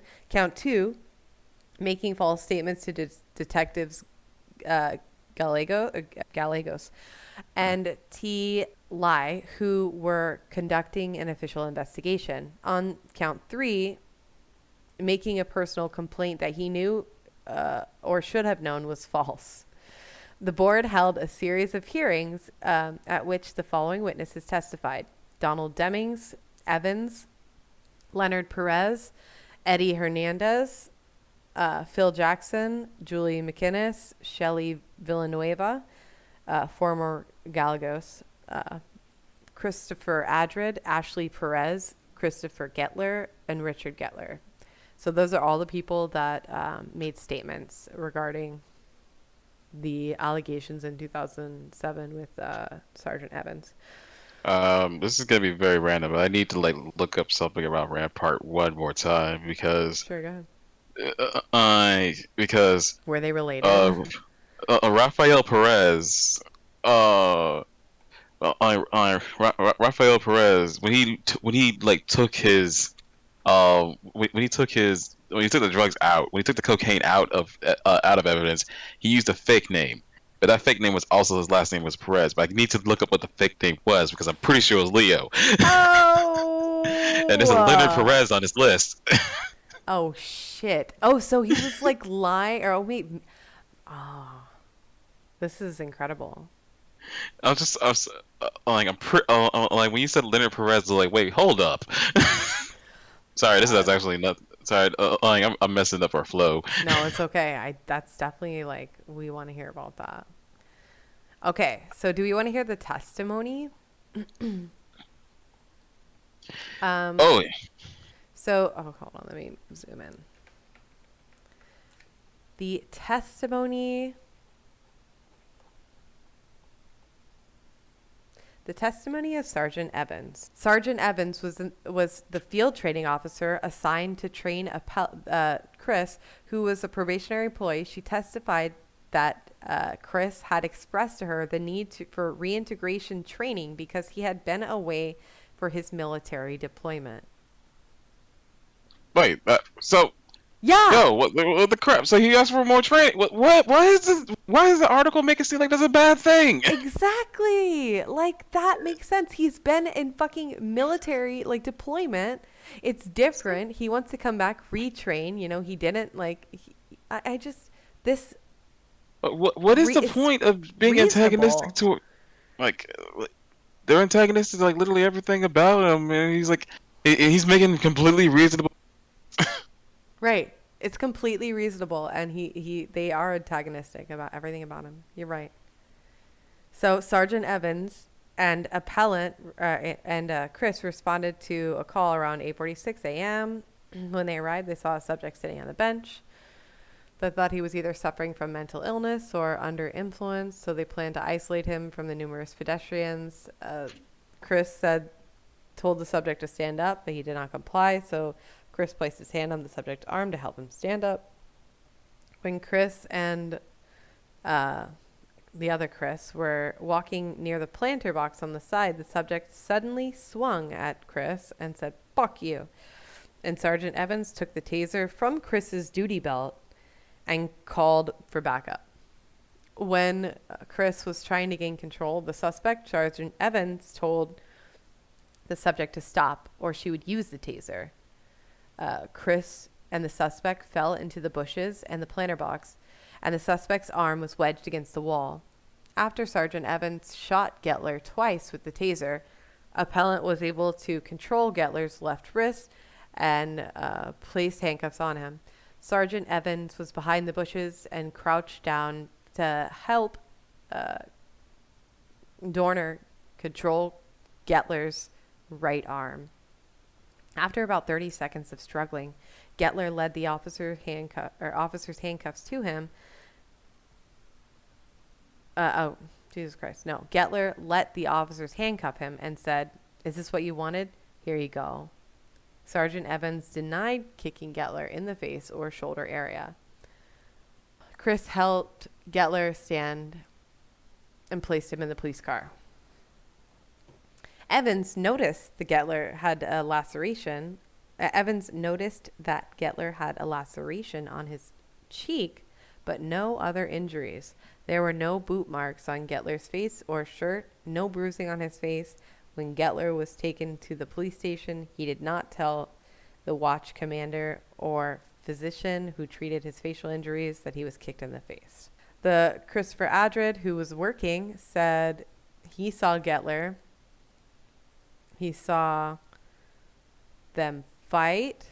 He said that Sergeant Evans had one foot in the planter and one on the sidewalk and never had both feet in the planter. Adred saw the cut on Gettler's nose but did not see any other injuries. He didn't see the kick, he said. So, but Gettler has facial injuries. Right. He is bleeding on his cheek. After the scuffling and whatnot. In the bushes. Yeah, but even if he didn't say when he was arrested, "Oh, hey, I got kicked in the face by the officer," he still brings up he got kicked in the face by the officer later on. Right. Testimony of Sergeant Hernandez. He was the officer with the Port Police. He responded to the Doubletree Hotel when he heard the officers needed help. When Sergeant Hernandez arrived, he saw 2 officers crouched over, half in a bush, half not, struggling with a suspect and trying to handcuff him. As he ran up to them, he saw them get the second handcuff on the suspect and saw the appellant pick the suspect up. Sergeant Hernandez testified that Dorner was wearing a dress uniform and that the tie was messed up, so he told Dorner to fix his tie while he held the suspect for him, which is what Chris says he has evidence saying that that's not true.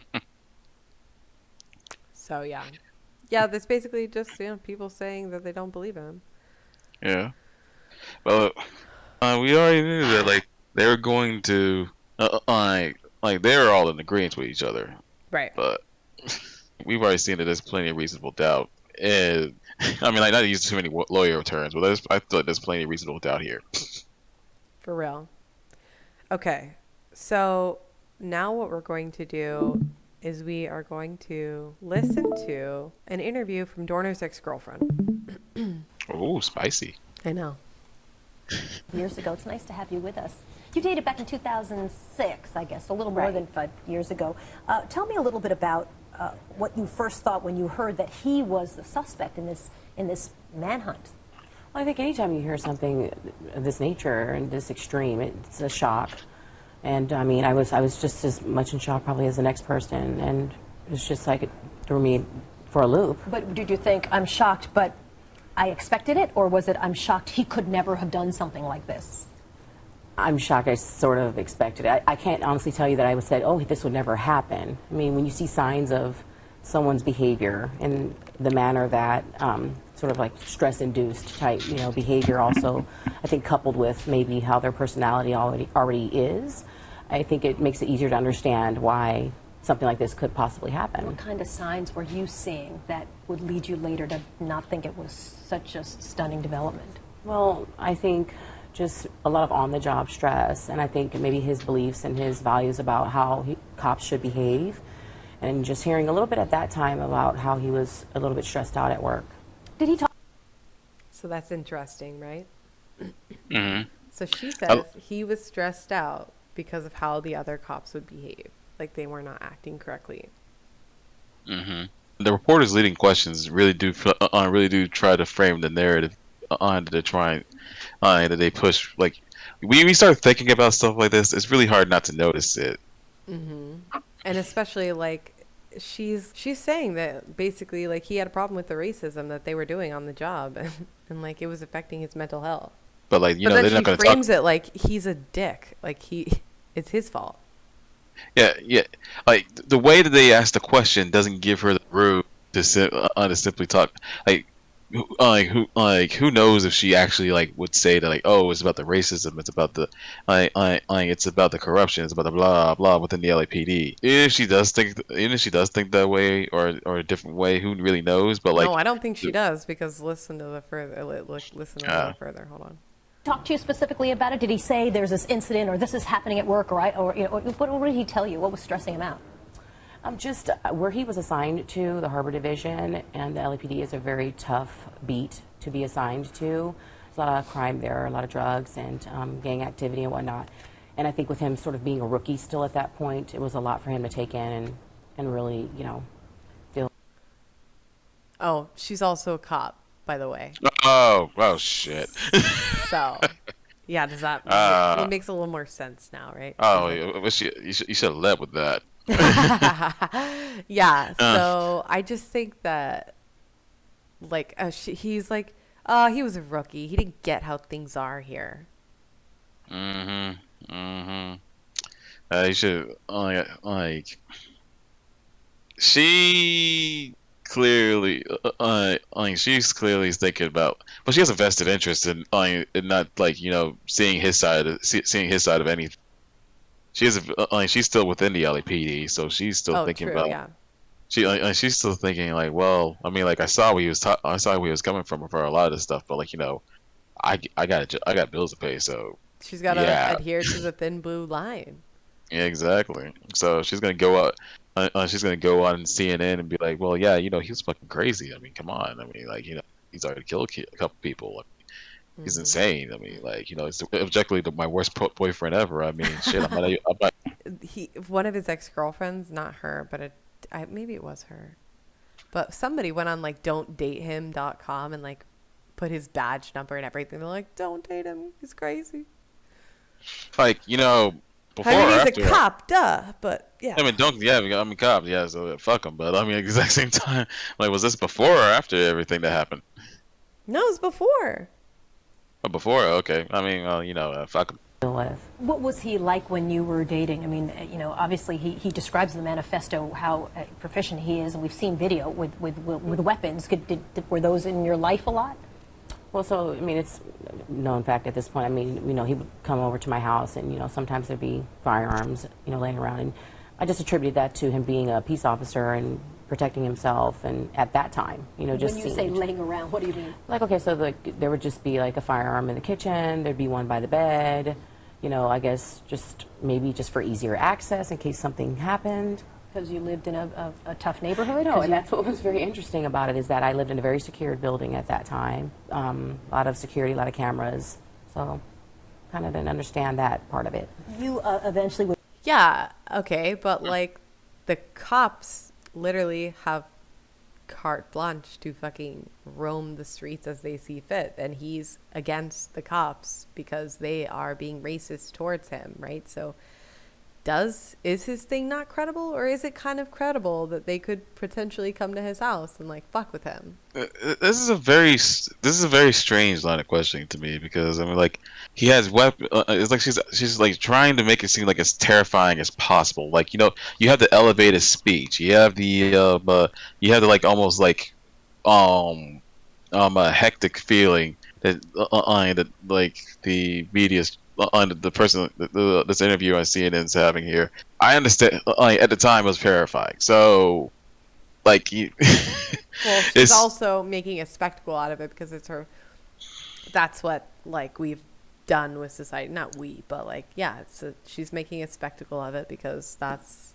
It's something to talk about. I mean, it's what capitalism does, though. That's why. Yeah, I know. Gore and all the shit is just like all over everywhere because like. Yeah. It commodifies even, like, it commodifies things that it commodifies murder. Jesus Christ, you're right. All the time, yeah, all the fucking time. Yeah. And excuses murder all the fucking time. So yeah. Would break up, and I think you're the one who put him on don'tdatehim.girl.com, right? There it is. That's true. Even though I signed... That's a website, I should tell people, right? For right. Once you date someone, you want to warn other women about them. You put them up there. What was your issue that you thought other women should be warned against dating him? Just in general, the fluctuation of his behavior, the swinging from the highs to the lows, the extreme nature of his personality, and that there was never just any of that sort of even-keeled nature about him. Were you afraid of him? Not really so much afraid, just sort of like, I don't need to be around this person. Something's just weird, something's just not right. It just didn't sit right with me. Were you afraid while the manhunt was underway? Oh, yes. You thought you might be a target? Yes, I did, and I spoke out about it while he was at large and while the whole incident was unfolding on television, and it's very scary, and I made a decision to speak out because if anything had happened to me, I'd want my family to at least have an idea about maybe who it was. And sort of for me, staying silent would have been, for me, in my mind, would have been, okay, well, maybe we would have never known what happened to me, but at the end of the day, I wasn't in the manifesto. I wasn't singled out or named in it, so I mean, it was still scary though. What do you think? I mean, the big question I think for many people is why? What was the manifesto? Is this thick document with sort of every grievance from childhood through his career ending? Why did he? What happened?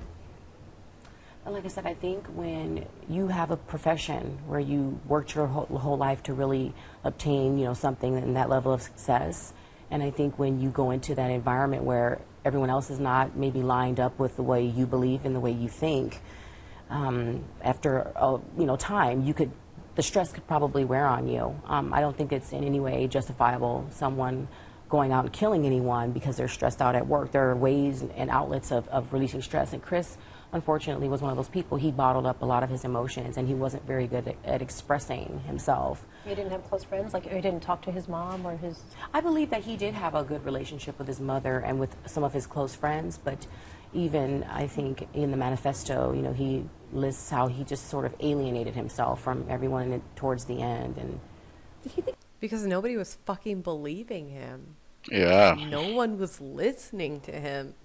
I mean, it's very weird. Like, it's weird that she says, well, I mean, like, all of us are just sitting around.